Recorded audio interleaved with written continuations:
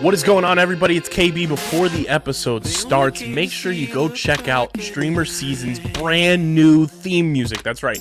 We have full-time, brand new theme music thanks to the newest homie and newest member of the music side of Underground Sports Philadelphia homies. That is Mobley. Stay Volk. His new single is out now. It is linked in the description on YouTube, and you'll be hearing it on audio until we can figure out if we can play it on video on StreamerSZN episodes from here on out. That's our new theme music. Stay Volk. Go download it now wherever you get your music, and go check out the music video on YouTube. But now, let's get into the episode of StreamerSZN.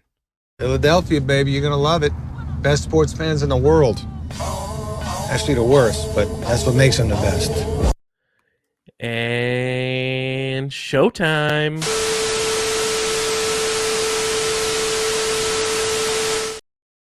What is going on, fellow streamers? Welcome back to StreamerSZN, the exclusive streaming platform TV and movie podcast on the Underground Sports Philadelphia Podcast Network. It's KB and Christian coming at you. We're about to take flight, talk some more Masters of the Air. Christian's going to break down the Oscars for everybody. We'll talk some streaming platform multiverse news and notes and get back up to speed as I am on my Stu Pickles grind and getting back in control of my life and exiting the kitchen with fully made pudding, not for Angelica. If you get that reference, leave a like on this video. Before we get into everything, make sure you guys are following us on the socials at StreamerSZN on Twitter, Instagram, TikTok, Threads, Facebook.com/UndergroundSportsPHI. Subscribe to the podcast feed on Apple, Spotify, wherever you get your podcasts. Leave a 5-star rating and review. Goes a long way for helping the show continue to grow. Helps more people find StreamerSZN and Underground Sports Philadelphia as a whole. Follow Christian on Twitter at the Wiz_PHI. Follow me at KBIZZL311. And subscribe to the Underground Sports Philadelphia YouTube channel, youtube.com/@Underground Sports Philadelphia. It's where you get full video episodes of this show, every show on our network, live streams, clips, shorts, original video content. It's all on our YouTube channel. We're at 752 subscribers as of this recording. Let's get to 800 before our annual live stream for Selection Sunday kicks off on March 17th, where it'll be myself, it'll be DJ, and it'll be two drunk idiots known as Stephen McAvoy and Pat Pitts, because they'll be roaming the streets of their respective cities, drunk off their asses on St. Patrick's Day. We put out our March Madness hype video, and our bracket challenge is live. So be sure to join the Underground Sports Philadelphia Underground Madness bracket challenge, where you'll compete against myself, DJ, Christian, maybe Dylan if he finds a way to access it through time-slipping mechanisms, Stephen McAvoy, Patty Pitts, the whole crew, and you. Join it. It's linked in the description. And come have some fun with us this March. And of course, get your merch at PHI Apparel Company. It's phiapparel.co, so you can stand out in the crowd. Get your StreamerSZN hoodies, shirts, Underground Sports Philadelphia podcast merch, all of it available at phiapparel.co. And when you go to checkout, use code Underground for 10% off your merch orders. Most effective and direct way to support everything we're doing here at Underground Sports. So get your merch, phiapparel.co. Code Underground for 10% off your order. Christian, it's good to be back. I'm gaining control of my life again as I've been out of office, doing a whole bunch of stuff for other shows and for other endeavors that I have commitments to. But we're back. But yeah, you are now preparing to run. You are now preparing to run to get back in office. Yes. You are now back in the office, getting ready to run for a second term. That is the state of my office, the state of my union. So we record this on State of the Union night, which funniest tweet goes to the person who said that they gave Joe Biden the Panera lemonade. We are back talking Masters of the Air. We're going to break down episode 2, or part 2, as it is categorized as. And then Christian and I were talking pre-show. The rest of the way, we're going to go, what did we say, 2-3-2? We didn't specify. It was either 2-2-3 or 3-2-2 or some combination of 2 2s and a 3. We didn't land on an exact order. Yeah, we'll have multiple episode breakdowns moving forward. But we are part 2 for you here. And like I said, Christian's going to break down the Oscars, get everybody geared up for that. And maybe a little bit of Desert Power talk. Bang. And we got some fun news and notes from around the streaming platform Multiverse. But let's get into part 2 of Masters of the Air. Kari Joji Fukunaga was director of episodes everything? No, first 4. First 4 episodes. And then John Orloff also doing the writing for this episode. So the 100th copes with its first combat losses, and at a pub, RAF members challenge the American tactic of daytime raids, feeling disrespected, and Lieutenant Curtis Biddick defeats a British pilot in a bare-knuckle boxing match. When Major Marvin Bowman is incapacitated by illness, Major Clevin is tasked with leading the 100th on their second mission, bombing German U-boat pens in Norway. Lieutenant Harry Crosby, despite air sickness, successfully navigates the mission. Lieutenant Biddick's B-17 is damaged. The other planes reduce airspeed to stay with Biddick's, which makes a controlled landing without power in Scotland. I do have to say that this episode, I enjoyed it more than the first episode. There we go. The first episode was a lot of table setting, but this actually let us learn more about the people. And full disclosure, it's probably been about probably a week and change, 2 weeks since I've seen this. So like I'm minorly a little loosey goosey on it, but from what I remember, like the first episode was very much like introducing us to all these people, but this one gave us a better idea of the assorted relationships, and also the sense of pride between everyone involved. And it was a lot more character relation, which I liked. Like, you kind of got to know more about personality of some of these characters that are in this show. Austin Butler definitely lost some of his Elvis twang in this episode, which was nice. But yeah, I thoroughly enjoyed this episode a lot more. It was a lot more just like deep diving into what the overall era that you're immersing yourself into is all about, which history nerd me absolutely enjoyed. And it when it comes to like World War II especially, you want to be able to have an attachment to people, even though more than likely the people you attach yourself to are not gonna make it.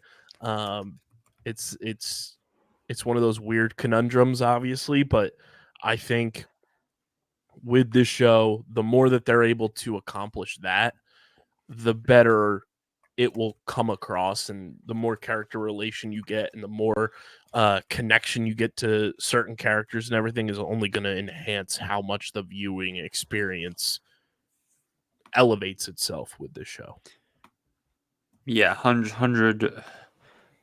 Like we are part 2 of 9 parts in. Like that, this show's only getting going, but it gives us a very strong base to operate from, and I'm sure we'll be able to go into deeper conversation in future episodes, just because I watched this episode a long time ago, but also there's probably more things we'll be able to more confidently speak on.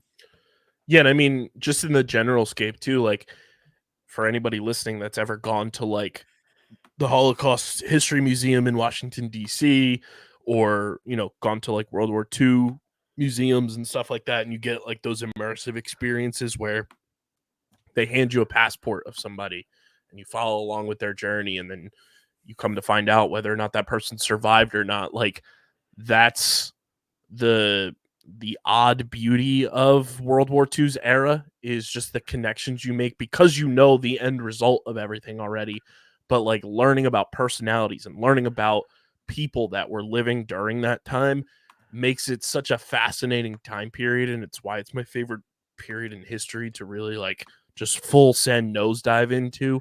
And learning about different aspects of World War II is so fascinating. Learning about the pilot side of things is something that traditionally is not brought to the forefront, and I think that's something that this show is going to continue to bolster on and do a really good job with. And I'm excited to move forward more with it, get attached to some of these characters, realize I'm an idiot for getting attached to them, and then it kind of transpire as a traditional World War II piece does. Yep. Not much to add at this point. So overall, for part 2, Christian, what would you dish out for your score? What would I dish out? I do say. Do you have on hand what you gave the first one? I Oh, sorry. believe What I gave, because I did I give it like a 7.8 or a 7.9? I don't remember off the I top think of we my head. both gave it I think you gave it 7.9, I gave it a 7.7, and it was a 7.8 overall. Okay, I think I'll give it. Let's just be generous and give it a. No, generous isn't the word, but let's give it an 8. Yeah, I'm gonna give it a 7.9. It was better than the first episode, just in terms of enjoyment and just like progression of everything for me. And I think it's only gonna get better. So 8 and a 7.9. That's a nice little math there. 17.9. Divide that by 2. Round it back up. It's what is that gonna be in our book here? I don't know. You tell me. Math is hard sometimes, ladies and gentlemen. Math is Yes, hard. it is. It's an 8 overall because it's 7.95 that gets rounded up in our book. So it gets an 8 for part 2 of Masters of the Air. And like I said, next episode we'll have more episodes that we're diving into as we progress through this series and gear up for Hell Month. That is June. Send help early, please. But Christian, let's dive into the Oscars, and it is brought to you by. I feel like we can advertise our good pals here because there's a lot of crossover in some of the things that they have to offer. They obviously got on board with me personally last Phillies season when they saw my tweet and hooked your boy up with some Phillies overalls. But guess what? FOCO has you covered with some awesome collectibles in the world of entertainment, from officially licensed products from Nickelodeon, Warner Brothers Discovery, the DC universe, and of course the horror realms and the WWE. Your favorite collectibles are available to you, Christian. They've got things from Elf, Game of Thrones, A Christmas Story, Seinfeld, Ted Lasso, Rick and Morty, the Powerpuff Girls, Harry Potter, Gossip Girl, Christmas Vacation, the Looney Tunes. The list goes on. And it's all officially licensed to go along with your favorite sports teams' officially licensed merchandise. Click the link in the description and support our pals over at FOCO. The more you use that link, the better off we are, the better off FOCO is, and they see that you're using our link. So click that link in the description and shop your forever collectibles today with our pals over at FOCO. Christian, the Oscars, it's upon us. We're coming up on the 1-year anniversary of ABC shutting down our live stream because we were watching Jimmy Kimmel and putting a warning strike on our YouTube channel. But We tried. We tried. The Oscars are back. They certainly are. And to plenty of people, it may seem like a boring year. and I won't fully disagree with that sentiment. Because there's a 800-pound gorilla in the room known as Oppenheimer. Which I'm guessing you still haven't seen, Kyle? I have not. Shame. But let's just say we can say in confidence that it's winning picture, director. It's most likely winning actor, barring a super shocking upset by Paul Giamatti, because Paul Giamatti needed to win the SAG to even mirror what Michelle Yeoh did last year and have her level of momentum. Murphy won the SAG. Murphy won the BAFTA. Murphy won the Golden Globe. The only thing he didn't win was the Critics' Choice. So that's all but over. Downey Jr. is a runaway freight train in supporting actor. He's going to win that. It's going to win score. It's going to win cinematography. It's probably winning editing. Probably winning sound. And then there's some toss-ups at this point, kind of, where it's probably running third for Best Adapted Screenplay. But would it surprise me if it won? No. Do I think it wins? Where is it? Right now, it has second best odds for best With- adapted screenplay. With American Fiction being first, I assume. Yep, at minus 250.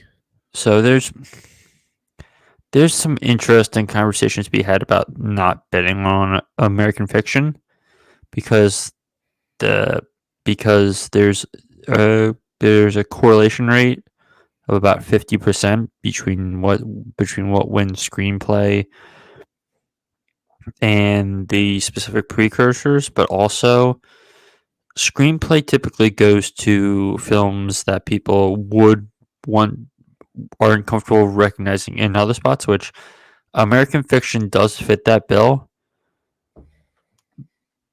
But Barbie winning only costuming or hair and makeup feels wrong. And I feel like this is very much a 3-horse race. Even if American Fiction is out front, it's American Fiction, Barbie, and Oppenheimer. And would I be surprised if Barbie or Oppenheimer won? No, but I don't know. I don't know.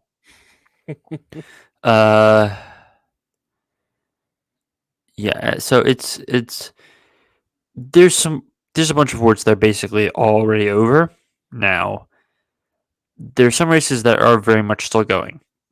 And the poster child for that is the Best Actress race, which is Lily Gladstone versus Emma Stone. Which, let me break this down.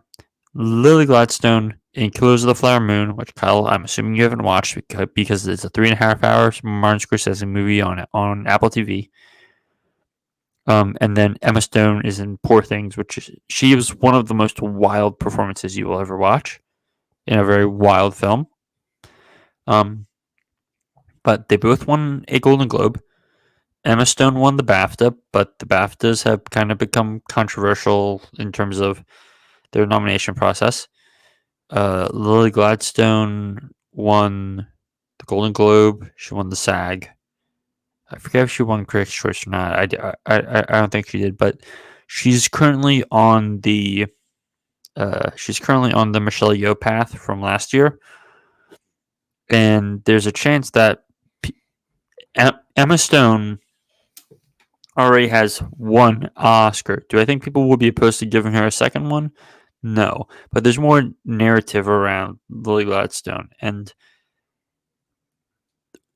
the best things don't always win at these award shows. Let's be honest, there's a lot of narrative around it, and if Lily Gladstone's plus money, it's an interesting bet if you want to throw money on it, because there's, I don't know, like a 45 to 55% chance it hits. It's there's a relatively good chance in terms of the grander betting scale that I do think that hits. I'm just going to go. We don't need to talk about supporting actress because that's over. That is Divine Joy Randolph in A Runaway. But similar to the best adapted screenplay conversation around Oppenheimer, Barbie, and American Fiction, original screenplay also has the interesting little caveat here where I assume, based on the betting lines, which do you have them in front of you? Yes, I do. I'm assuming the best original screenplay favorite is Anatomy of a Fall. Best original screenplay, yes, minus 250. Okay, so this has the same thing as American Fiction, where Anatomy of a Fall has won so many precursor things, but things could get weird. We don't. These screenplay categories would be so much clearer if we actually had the Writers Guild results, but they delayed their show because of the strikes, so we don't know.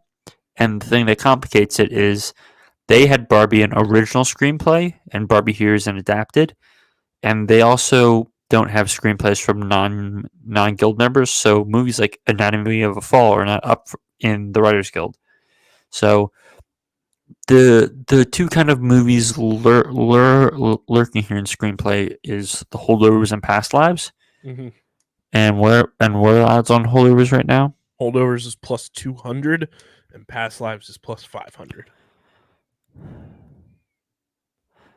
The Holdovers would be a safer bet if you were to go for an upset pick, but Anatomy of a Fall has run such a good campaign. Which, Kyle, did you consume the Messy the Dog content? Any of that? What was it? I'm sorry? Did you consume any content regarding Messy the Dog? I have no idea what that is. Okay, so first you should watch an Anatomy of a Fall, but there's a very, how do I put this? There's a dog in this movie that has become beloved by film people. The dog's name in the movie is Snoop, but in real life, the dog's name is Messy. And towards the back end of this campaign here, they brought the dog from France to the Oscar luncheon, and everyone was going up to the dog, and Letterboxd and stuff did things with the dog. And so they've really closed out this campaign. And so I think Anatomy of a Fall should win. Would it surprise me if it didn't? No, because screenplay is always a category where I expect the not best picture winner to win. International feature is the zone of interest in a walk. Like there's no one else is fighting it there. Yeah, I don't even have the odds for those in terms of feature. A best animated feature is another really interesting conversation because The Boy and the Heron and Spider-Man Across the Spider-Verse have really split awards, and both have their own narratives against them, where Spider-Verse is very much like a part one type film, whereas The Boy and the Heron, Miyazaki was already supposed to be done, but then now after all this time, he's like, I've done this. This is my final film. but there's also like he's tinkering with other ideas now. It's like, okay, like do we really need to give it to him? And so I don't know who's going to win here. I don't have a good feeling. Spider-Verse right now is the favorite at minus 225. The Boy and the Heron's at plus 135. Mm-hmm.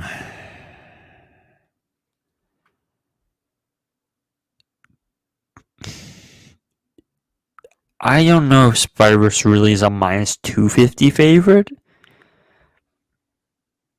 but I think it's reasonable that they're the favorite.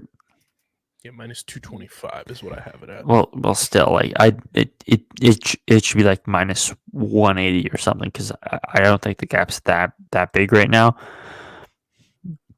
Best documentary feature should be a walk. It should be 20 days in Mariupol. Yeah, it's minus 1100. Yeah, Next closest is plus 850. which I'm guessing plus 850 is Bobby Wine. No, it is No? Four Daughters. Oh. Bobby Wine is actually tied for third best, at plus with 1200 with the Eternal Memory. Yeah. It's safe to say that to Kill a Tiger was easily going to be fourth in that. I'm not going to attempt to explain the short categories, aside from the fact that I would pick the Wes Anderson movie in live action short. I've heard there's momentum around the last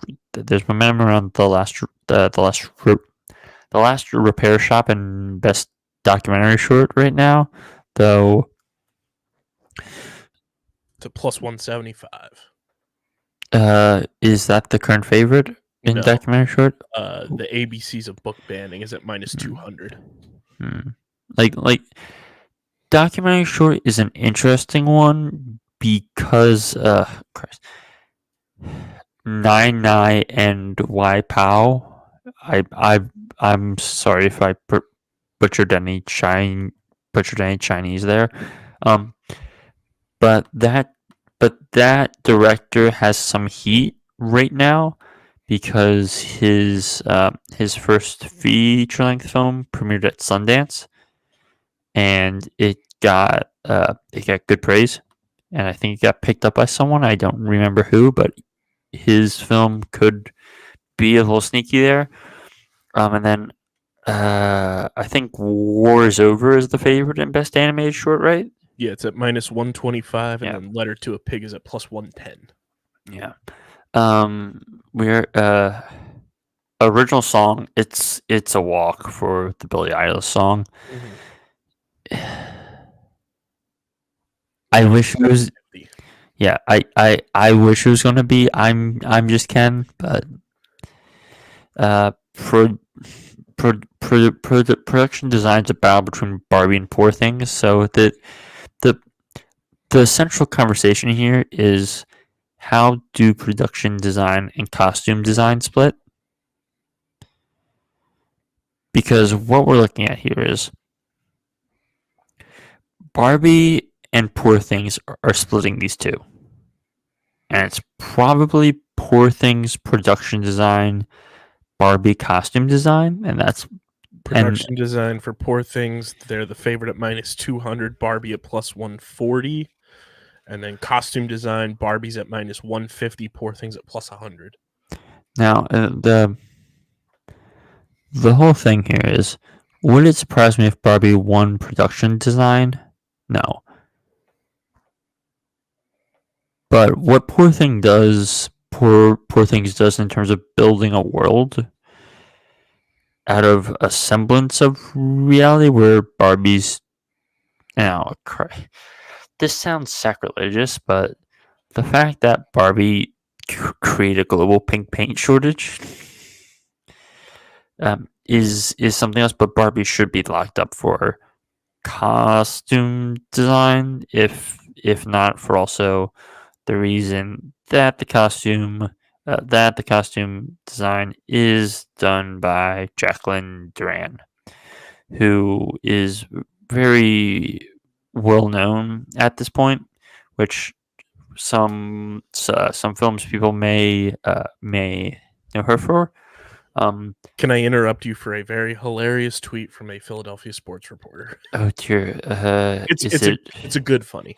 Is it did Howard Eskin butcher some spelling? No, it is Okay. from the man, the myth, the legend himself, Kyle Neubeck. Oh dear. He just tweeted about an hour ago. Just got out of Dune 2. A few notes. 1. I will follow Villeneuve through the gates of hell. I just saw it. Go. Keep on. he will be on Fox 29 with Breland Moore and Jason Martinez to talk some hoops at 11:30ish as we record this on Thursday. Finally, I apparently won Sports Reporting of the Year award while in the movie. I love y'all. Congrats to Kyle Neubeck. He's the fucking man. Welcome to the club, Kyle. I've been following Villeneuve to the gates of hell for probably 4 years now, because I've told the story to a lot of people, but this was my introduction to introduction to Villeneuve. So I went to college in Florida. COVID hits. Shit is shutting down. I was supposed to go to the Flyers Tampa Bay Lightning game. It gets canceled. So with everyone else in my 5-person suite gone for spring break, I'm alone, sitting in my room, watching Ex Machina followed by Arrival. I may have had a minor existential crisis that night. If you have watched those two films, you understand what I mean. So yes, ever since then, I've consumed all his things, and yeah, I am one of the biggest Villeneuve stands you will talk to. That's incredible. Anyway, Jacqueline Duran, she did costumes for the Batman, 2019's Little Women, the live action Beauty and the Beast, Anna Karenina, Tinker Tailor Soldier Spy, the 2005 Pride and Prejudice. So she's been nominated 1, 2, 3, 4, 5, 6, 7, 8, 9 times, and she's counting Barbie, and she's won 2. And she's won 2 before, including the last film she did with Greta Gerwig. So it's safe to say that she will more than likely win. Makeup and hairstyling, it probably goes to Maestro. We'll pull up the odds there. Which yeah, Maestro's at minus 175. Yeah, is Society of the Snow running second? No. Poor Things is at plus 125. Society of the Snow's at plus 1600. Okay, so Society of the Snow lost my mind there, but it's interesting how this race, alongside the Best Actor race, has evolved, because over the last few years, there's been a lot of correlation between winning makeup and hairstyling and winning one of the acting categories, which I would argue is not a good thing, because that just means they did a transformative performance by putting a bunch of schmutz on them. And so that was supposed to be Bradley Cooper this year, and then that movie flopped like that. That movie flopped like the Eagles after week 12. It went off the fucking cliff. And yeah, so now it's still the favorite to win makeup and hair, but yeah. So you're telling me that when Bradley Cooper told Howard Stern that he'd rather the Eagles win a Super Bowl, that was the demise of both of those things? Probably. God damn it. God damn it, Bradley. But probably the most interesting race that could, alongside actor, that could go either way, is the visual effects race. Do you know why, Kyle? Why is that, Christian? Because we have the creator, which is done by Gareth Edwards, who people may recognize that name from the 2014 Godzilla movie and the controversial Rogue One. The visual effects in this movie are astounding. Like they are visually brilliant. but they're up against the little guy that could in a film that everyone loved in Godzilla -1. Godzilla -1 is at -200. The creator's at +130. I will say I don't think the odds gap should be that big, because while Godzilla -1 has the personal momentum, the creator is the very traditional winner of this category. So it wouldn't surprise me, because Godzilla -1 really hasn't won any precursors, but it's had the public opinion, it's had the buzz, it's had people talking about it, but it hasn't had the prior results. So that's an interesting race that's probably going to be announced a third of the way through the show. And if Godzilla -1 wins, Twitter's going to be super happy. If they lose, everyone's going to be like, The Creator's a really fantastic looking movie, which I saw it in IMAX. All due respect to Gareth, Gareth, that story kind of dull, and John David Washington needs to.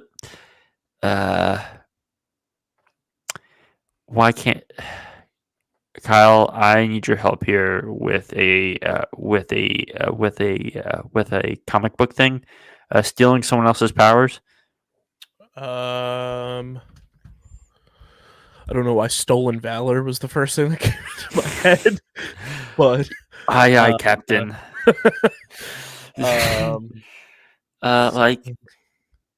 Ring, I wanted to say Thanos snap away powers, but that doesn't give him the powers. Either way, John David Washington needs to steal some of his father's charisma, because while he has it physically, he needs a little more work there. But the movie's just... It was made on like an $86 million budget, and it looks 1 billion times better than any Marvel movie in like the last 3 years. Like, it's honestly astounding how good it looks. I don't think I missed any category. I also love when I click on the creator. When you click on images for the creator, the fourth image in the top row is just the Wikipedia page for Tyler, the creator.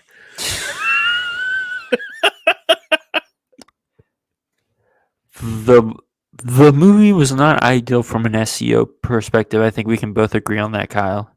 Yeah. Yeah, Lord carry him now. Yeah. But, it is definitely a show that, while it has the overwhelming inevitability of Oppenheimer, there's still 1, 2, 3, 4, at least 4 or 5 races that are firmly up in, 4, 5, 6 races firmly up in the air that are between 2 or 3 people, and while only one of them is in the truly one of the big 4, big 5, 6 categories,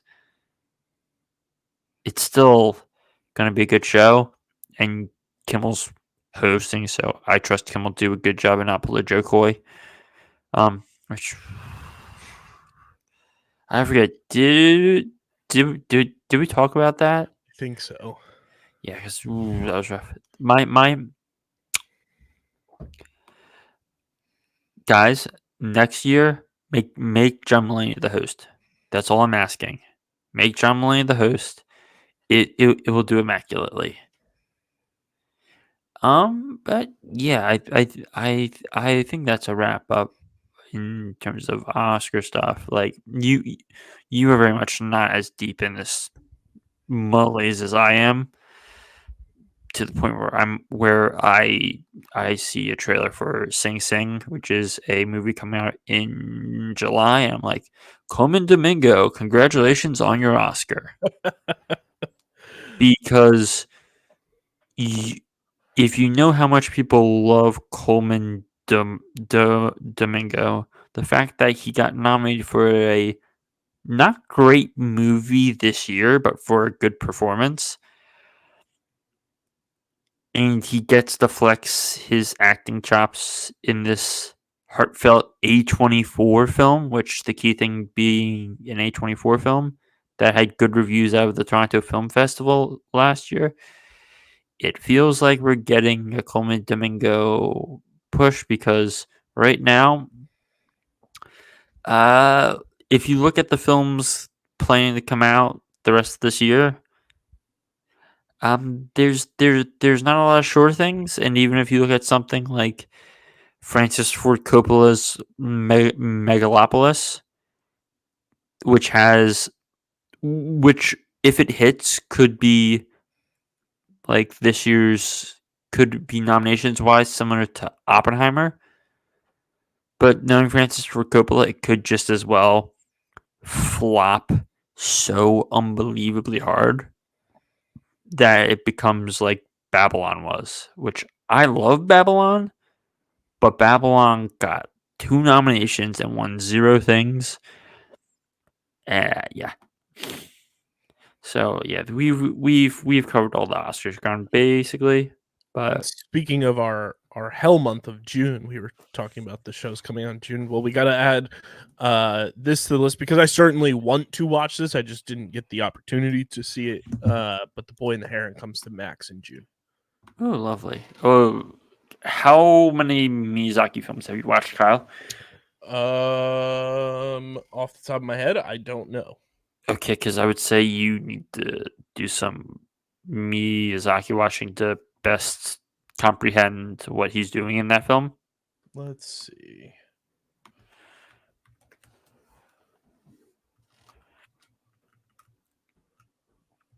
I've seen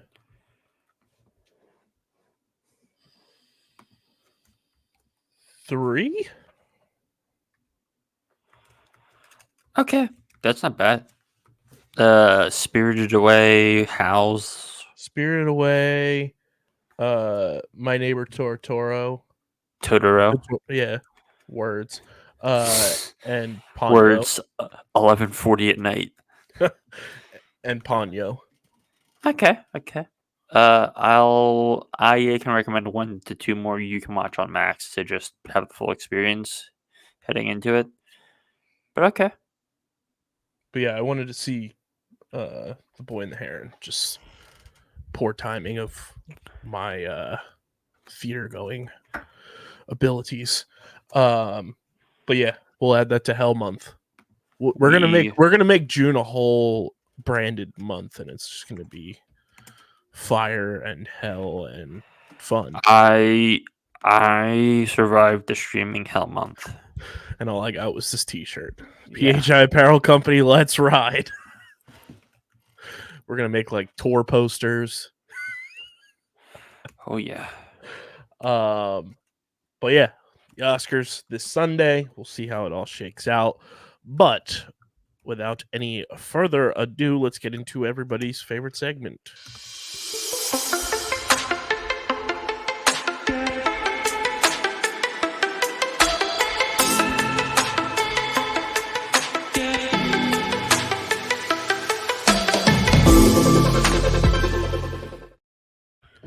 It is the streaming platform Multiverse News and Notes, brought to you by our pals over at Kenwood Beer, the official beer partner of Underground Sports Philadelphia, and the official beer partner of our live tailgate podcast series going down at the Lots this summer with the Fight and Phils.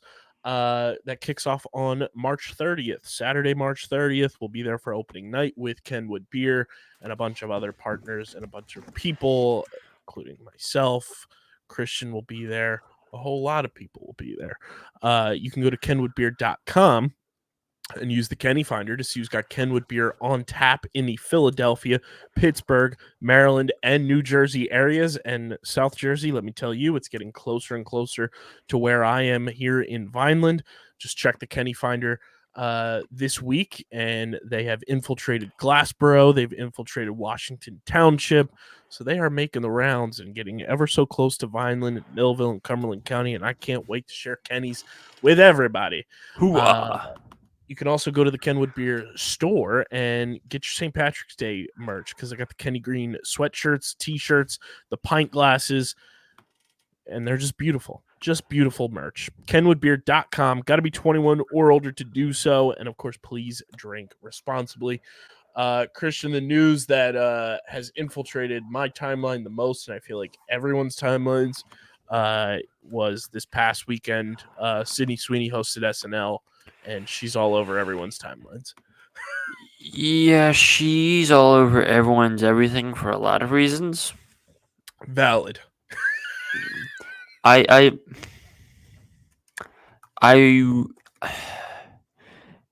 I do this without annoying every fucking Euphoria head in existence? She's like shittier Marilyn Monroe. I see what you're saying. She tries too hard. I'm gonna be 100%. But like the humor doesn't hit with her. The humor doesn't hit. She's not a comedic actor. No. Like it is. Except it is pretty funny that she was in Madam Web. Yeah, and as cringe as the fiance joke was, Glenn Powell's doing the fucking Lord's work, man. Yeah. like Glenn. I was talking to a friend about this.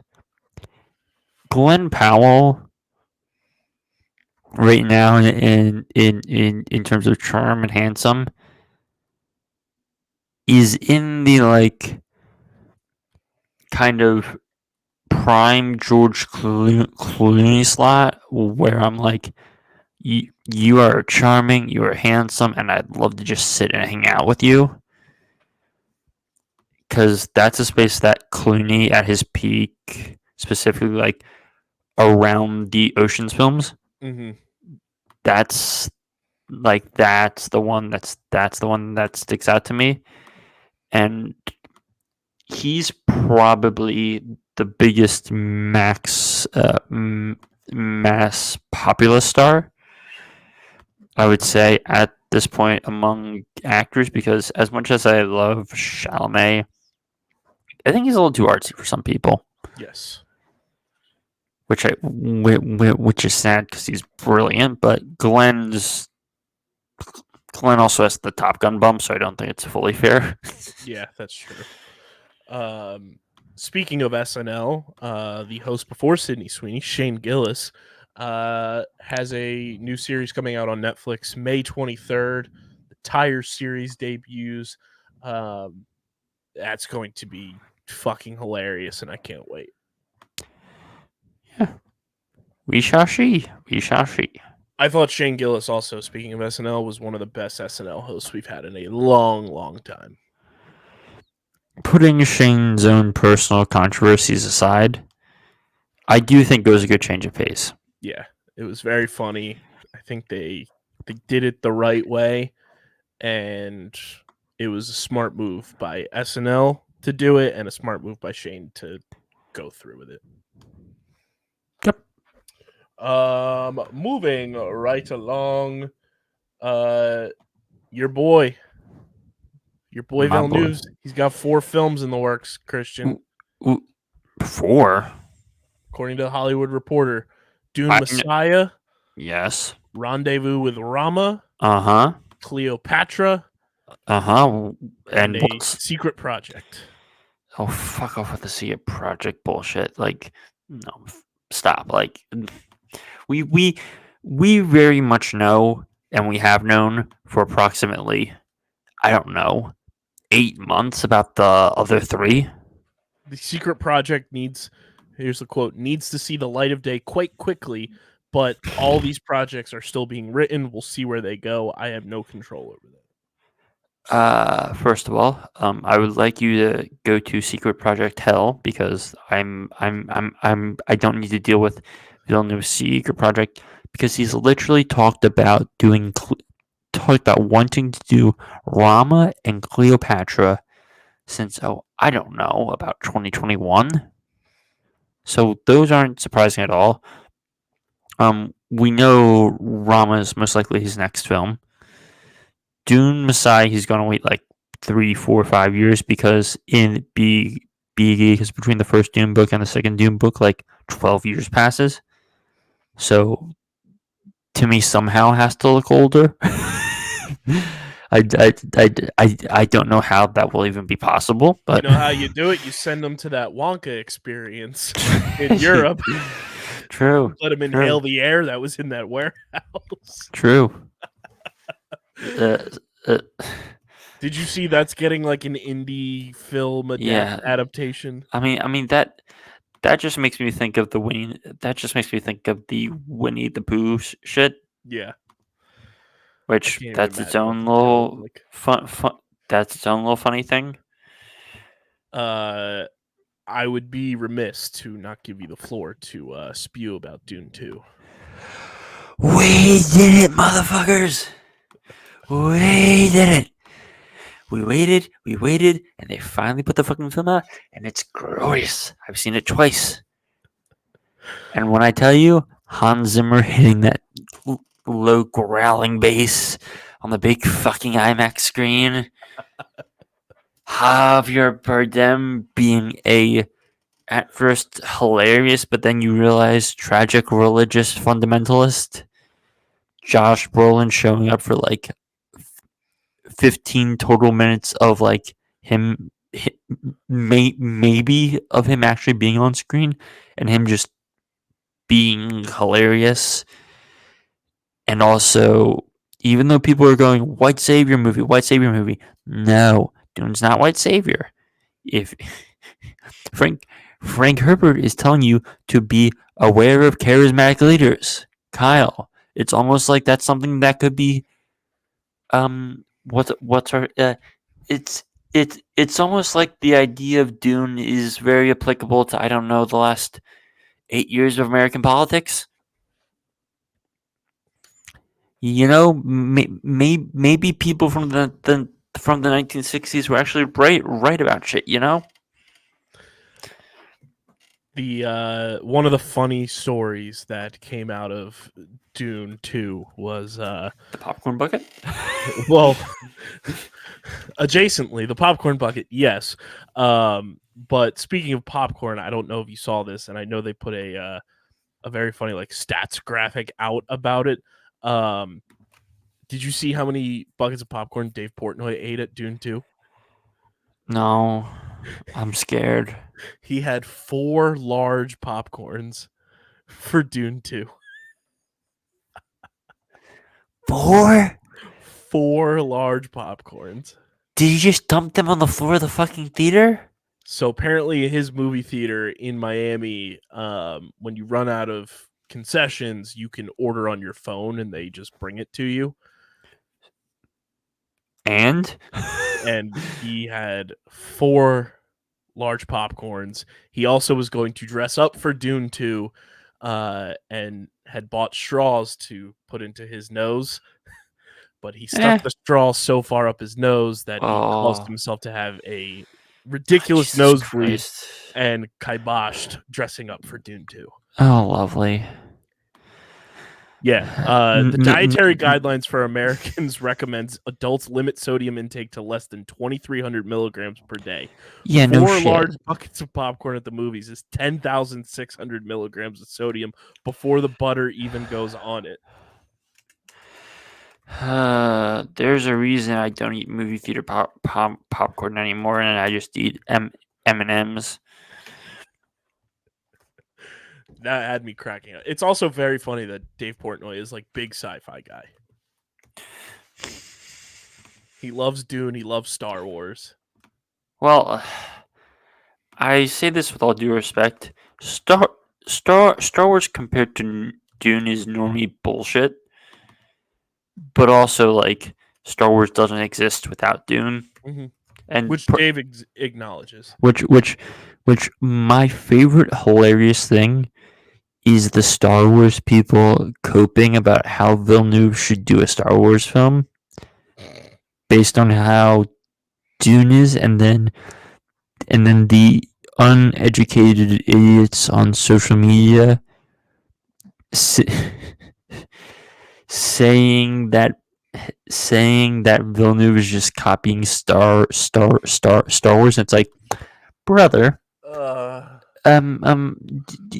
do you happen to know what Star Wars used as inspiration? There's such thing as novels. I know it may I know it may be a foreign concept to you, because I know you'd rather read 15 million Instagram posts or watch a 30-second TikTok clip about your favorite person who never watches movies complaining about how this movie the lighting wasn't good at all, or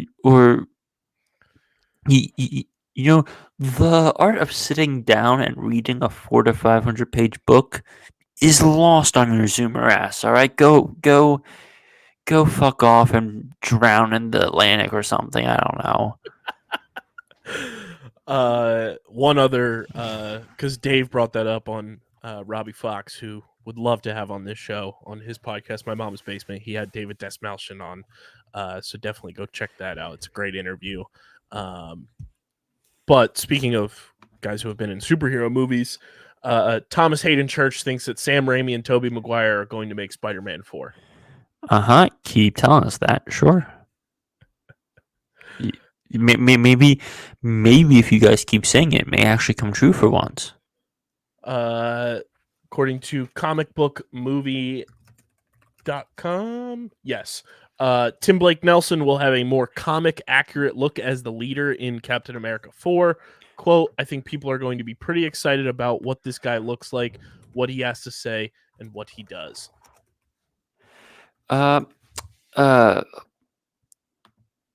Just a spoiler for all the people who haven't seen Dune. Tim Blake Nelson, unfortunately, his scenes ended up on the cutting room floor. Sad face. So he's thanked in the credits, which, 90% of us already knew what he was probably going to be doing in that movie. So, it is what it is. It would have been cool to see Tim Blake Nelson showing up, but, Tim Blake Nelson, underrated? Yes. We got the official look at the logo for James Gunn's Superman. That caused a lot of stir on the social medias of figuring out what era Superman this was going to be, and a lot of the scripts from the table reading were shown by the actors and everything, and a lot of people did some digging, but it is quite the look. The title is no longer Superman Legacy either. It is just now Superman. Classic. Moving right along. Okay, Kermit the Frog here. Hi ho, Kermit the Frog here from Sesame Street News. We have this from Vice, and it's very funny.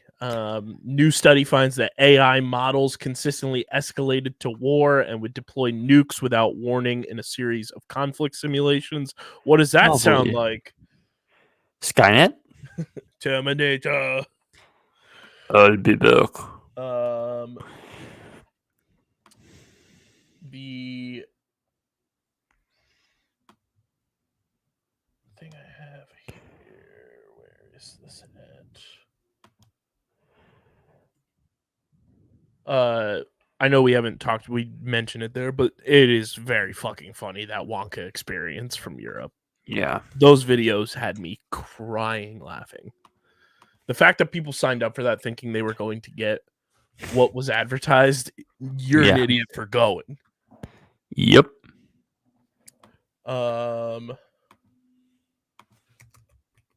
This is fun.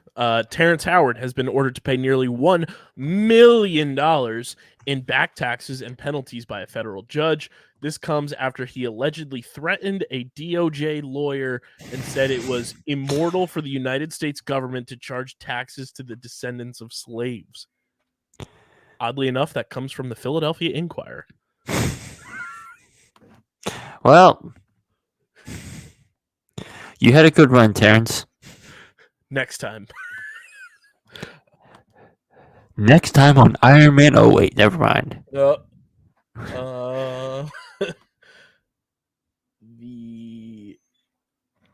We got some still images that look very cool in Empire magazine of Samuel L. Jackson as Mace Windu. All right, yeah, I remember the cover popping up on my feed. Speaking of Superman, we had Wendell Pierce has been cast as Perry White. Great fucking casting. Great, amazing fucking casting. Happy 56th birthday this past week to Mr. Bond, Daniel Craig.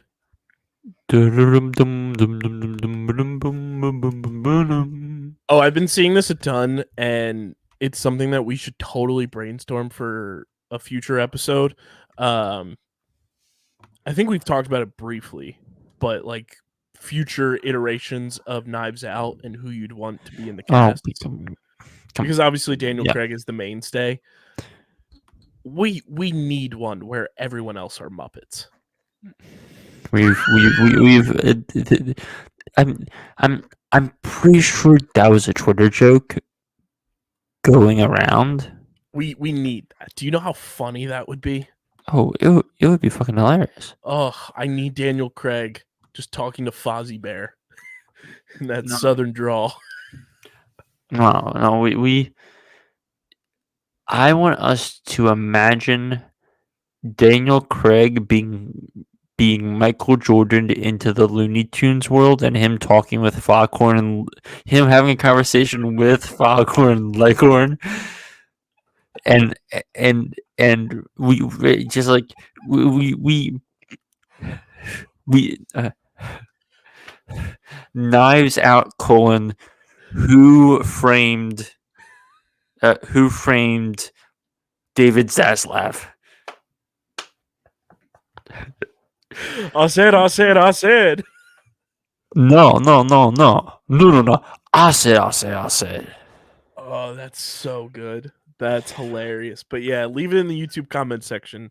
Your dream for a Knives Out casting. Speaking of Zaslav, Rooster Teeth is shutting down after 21 years. Oh well. Because Zaslav couldn't sell it. T's and P's to all of the animators there. Hopefully they find work elsewhere because they do a really good job with a lot of the stuff that they were putting out. Stellan Skarsgård says Andor is, quote, like Star Wars for grown-ups. I mean, he's functionally correct. I have no qualms with what he actually said because I think it's functionally correct. Movies that received one-sentence reviews from Hideo Kojima. This is such a fun list. So the list is as follows: Dark Phoenix, Black Panther, 65, Fantastic Beasts 2, Jumanji 2, 2017's The Mummy, Pacific Rim 2, Captain Marvel, Super Mario Brothers, Indiana Jones 5, The Marvels, and Madam Web. What do all those things have in common?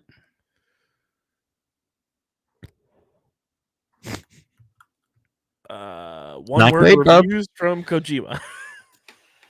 Anyway. Moving right along. I do have to say, I've been seeing the set pictures from Dune 2, and they're fucking beautiful. this is what you get when you actually film in a fucking desert. Like Dune cost 190 million. You can see all 190 million on screen. The Marvels cost like 220 after a tax credit. Someone explain to me where all that money went. Spoiler alert, Beast. Spoiler alert, paying Sam Jackson to show up to That too. paying Sam Jackson to show up to set for 3 days. After filming Secret Invasion. Yeah, true. He definitely asked more to compensate for how bad Secret Invasion was. Yes. 7 years ago this week, Logan was released. Top 3 comic book movie? Widely regarded as. Some people say it's the best. I mean, for me, the conversation is primarily Logan versus Dark Knight, and it's always hard to comp against the Dark Knight. But every time I think about this, I'm like, I'm just like, I don't think a superhero movie has been as emotionally sincere as Logan. But I also, it's like, the Dark Knight's one of the greatest technical superhero films ever. It has the greatest superhero movie villain performance ever in Heath Ledger. Has a pretty good secondary villain in Harvey Dent, aka Two-Face. But my biggest thing with that film and why this is a conversation for me always is I'm like, that third act really gets wonky. It really kind of goes off the rails a little bit.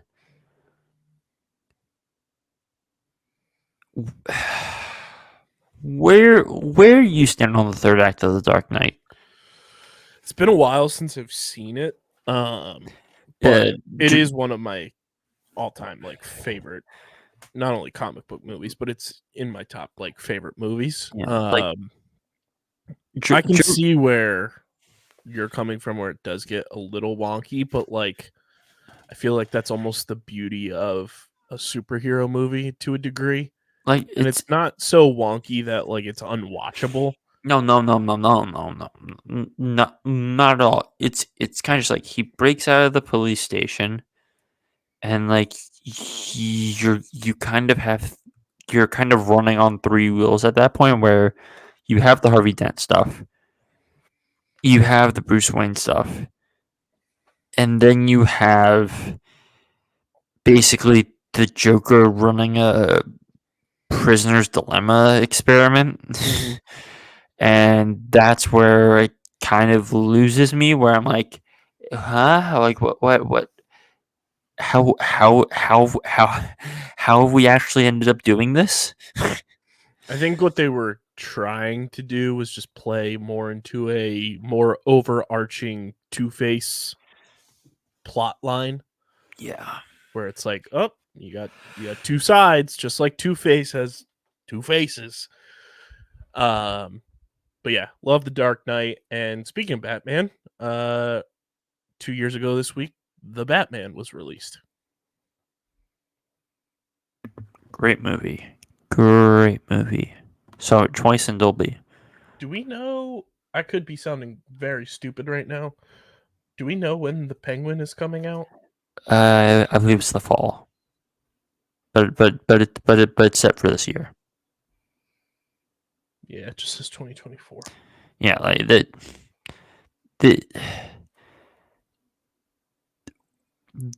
they've dropped the teaser and everything. Like it's probably coming out in the fall window to give it a good prestige run.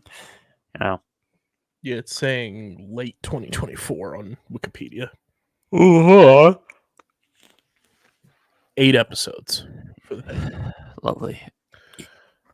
I've got an interesting piece of casting news. So Kyle, do you know about this little movie called SNL 1975 I just saw something about it. about uh about cousin Greg, aka uh aka the guy who beats up Logan Lerman's sister in Perks of Being a Wallflower. Nicholas Braun is playing Jim Henson,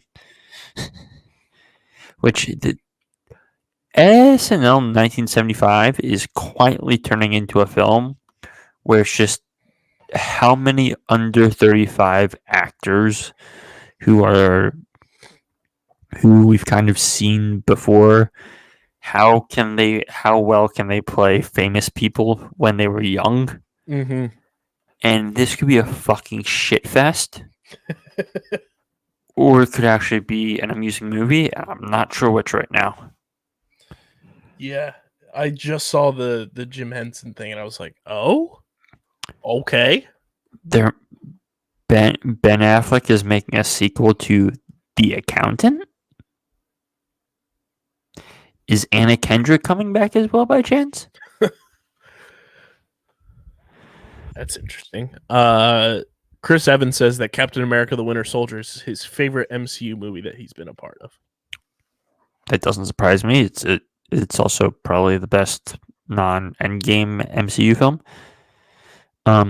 Very sad news in the animation space. The creator of Dragon Ball died. I did see that before we started recording. That sucks. Do we want to touch on the Mike Tyson news, or do we just not even want to give it airtime? Before this is all time. This is the clip. This is the clip. All right, hold on. This comes from 2, 1. Hit it. This comes from Puck News. The new Disney live-action boss, David Greenbaum, reportedly pitched his approach to greenlighting projects as one question. He listens to the pod, Christian. Oh, no. His one question. Does this film need to exist? He stole your line. Do you have a new best friend in cinema, and his name is David Greenbaum? Okay, David. Come here, David. Real quick. All right. Can we get back to the days of making live action Disney films with groundbreaking idea, original concept live action films that aren't these CGI animal fests? And I don't know, maybe, I don't know, less animation and more, I don't know, people? And, include the music? Like, think of what you did with Mary Poppins, except make it original, but also get good people in it, and maybe just pay Lin-Manuel Miranda $1 billion to just keep making music for you, and also maybe bankroll his next Broadway musical by proxy as well. I'm pretty sure Lynn's pretty good at writing music, Kyle. Wouldn't you say so? Just a little bit. Just a little bit. Just a smidge. But yeah, the new man over at Disney listens to the pod, confirmed. We got the official trailer for The Wild Robot with a star-studded cast. We also got a trailer for Borderlands, which that's happening. Did you see the cast for this movie? Oh, Kyle, I've known about the cast for this movie. I've known about this movie existing, and what's even funnier is this movie was originally going to be directed by Eli Roth. Which, for those of you who don't know who Eli Roth is, he's most known for making slasher movies like Thanksgiving and Hostel. And he was going to make a Borderlands movie. Or no, did he actually finish directing that? I forget. But yeah, The Wild Robot starring Lupita Nyong'o, Pedro Pascal, Kit Connor, Stephanie Sue, and Mark Hamill. That's a cast. I can confirm. We got another trailer for Inside Out 2. I don't think it needs to exist, but it is what it is. Gareth Edwards is doing the new Jurassic World film. I'm happy because Gareth Edwards can do CGI very well. Okay, I need to bring this one up because we're either going to have to commit to doing the show or we don't do it at all. Fallout on Prime starts in, because as I started the spreadsheet as we're talking about this, starts on April 12th, which is a Friday, and runs to the end of May. And if you pull up the spreadsheet I sent you, and I start to loosely map out potential things, if we're trying to catch you up on the boys, doing X-Men 97 and the Sympathizer, and now I'll be we maybe spend 10 minutes on X-Men 97 because this will be like a 20-minute episodes, right? For the most part, because I started watching the original ones a while back, and that's about what the runtime was. Yeah, like it may be a stretch to add Fallout, but also by the point of us adding Fallout, we may be doing a spare 45-minute episode during the week as well. Because Fallout's going to be a big conversation point show. Fallout's also going to have the video game crowd. Fallout's also gotten good reactions from its trailer.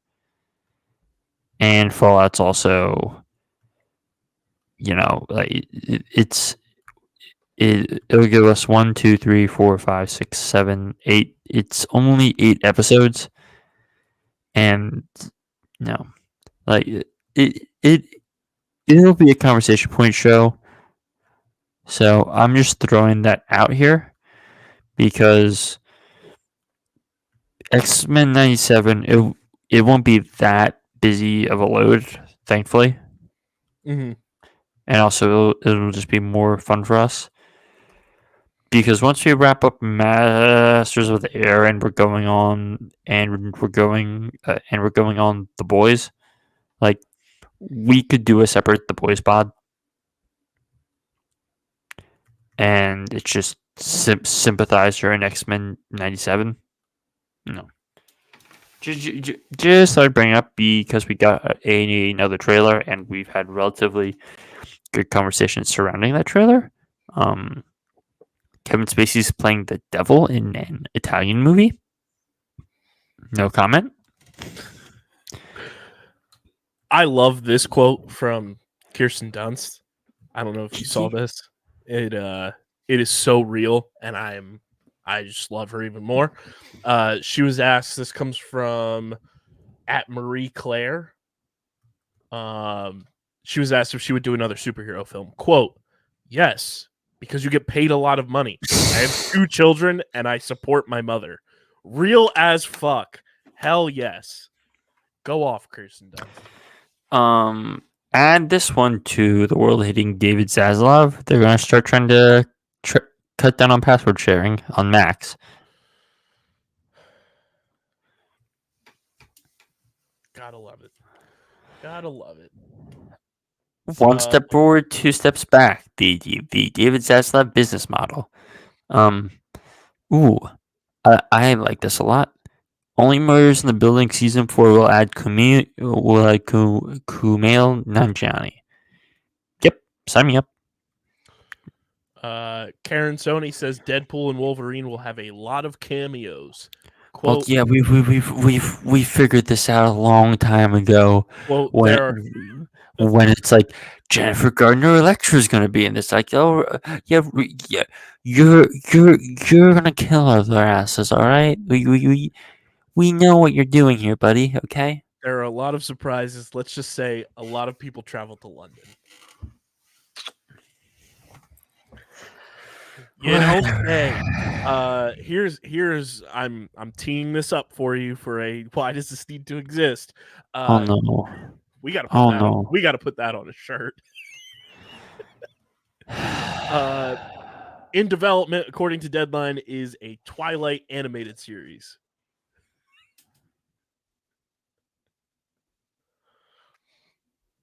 Hmm. If I remember this correctly, did you know that I believe 50 Shades of Grey came from Twilight fanfiction? I did not know that. That's weird. Yeah. Just something to think about when you think about Twilight now. Oh, well, I have to add this one. The next movie by the Daniels is coming out in 2026.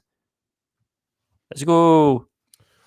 Avatar: The Last Airbender has been renewed for 2 more seasons at Netflix. Expected, not surprised.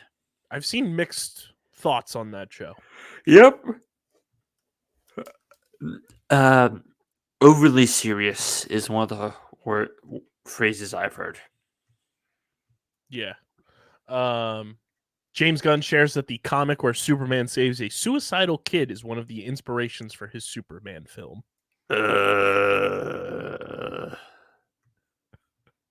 Do we need to talk about something, James? Are you trying to work through something by chance? From the complete opposite end of the spectrum of Kirsten Dunst, Vinnie Jones turned down returning as Juggernaut in Deadpool and Wolverine. Quote, "It's such a drama putting that suit on." I mean, fair, but it also would have been hilarious. Brother, I will put that suit on if I'm getting the paycheck that I'd be getting. He wore a muscle suit. Quote, "You can't do anything in it all day, and you could only drink through a straw while it was on." Oh, dear. Did you see Clara McGregor, Ewan McGregor's daughter, on her Instagram posted a video of Ewan McGregor trolling her when she needed a toothbrush and handed her a mini lightsaber toothbrush? Oh, dear. So good. So good.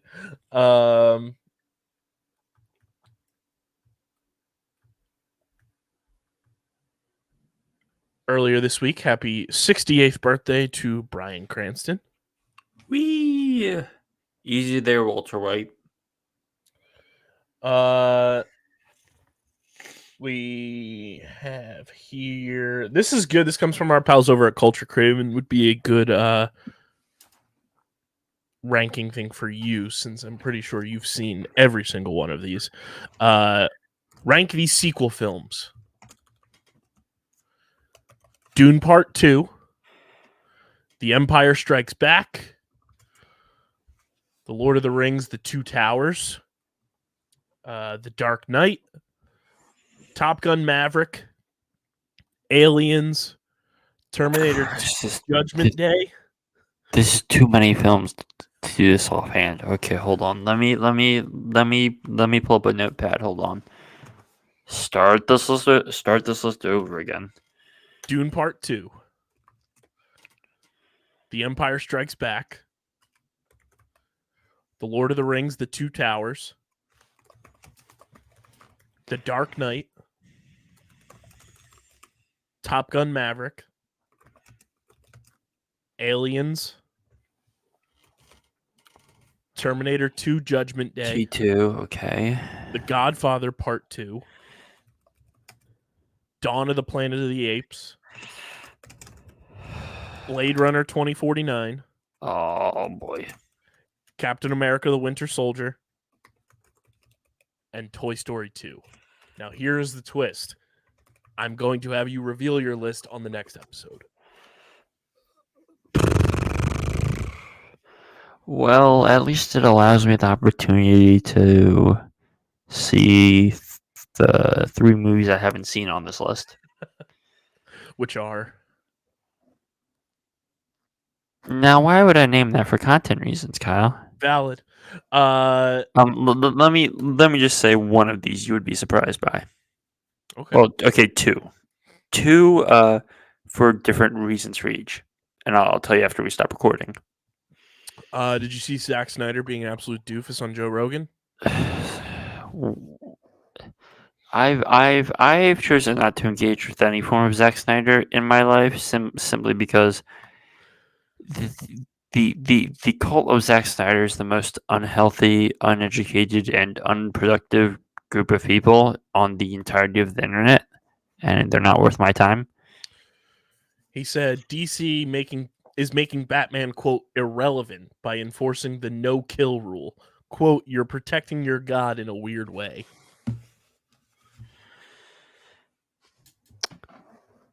Hey, Zach, did you have Batman kill anyone? No. Well, your Batman never really killed anyone on screen. You just marked them for death with the bat symbol. Yeah. You want to talk about it? Huh? Is someone mad that they got replaced at Warner Brothers? Well, can we even say Zach got replaced when he willingly left the project for reasonable reasons?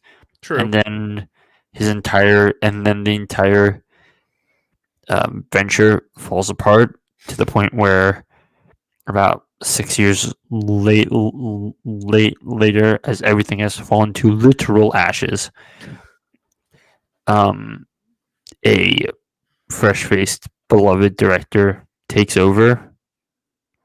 Salty much, bro?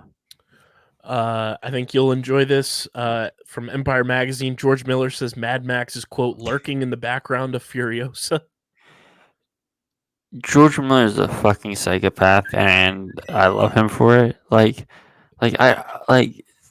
Kyle. This is a dude who gave up being an ER doctor to make movies, and this is a dude who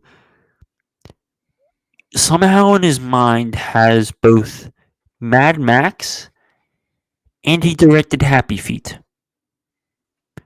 And he wrote the first Babe the Pig film. Like, what? Some good I'm sorry. right there. Eh? Our friends at Culture Crave with a great GIF to follow up that tweet with that's bait.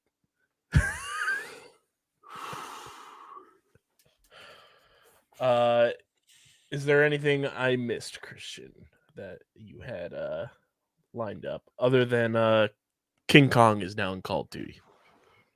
I ran out of things about 5-10 minutes ago, if I'm being honest. So there you have it. Christian will reveal his sequels list ranking next episode. But before we get out of here, make sure you guys are following us at StreamerSZN on Twitter, Instagram, TikTok, Threads. Follow Christian at the Wiz_PHI. Follow me at KBIZZL311. Subscribe to the podcast feed, Apple, Spotify, wherever you get your podcasts. Leave a 5-star rating and review. Goes a long way for helping the show continue to grow. Helps more people find StreamerSZN and Underground Sports Philadelphia as a whole. And, of course, subscribe to the Underground Sports Philadelphia YouTube channel. It's where you get full video episodes of this show and every show on our network, live streams, original video content. It is all on our YouTube channel. We're at 752 subscribers. Let's get to 800 before our March Madness live stream or during it. And, of course, join our Underground Madness Bracket Challenge. It is linked in the description. Get your merch at phiapparel.co. And this has been another edition of StreamerSZN, the exclusive streaming platform, TV and movie podcast on the Underground Sports Philadelphia Podcast Network. For Christian, I'm KB. We're going to go take flight and see who wins some golden trophies. But until then, we'll see you next time. Peace.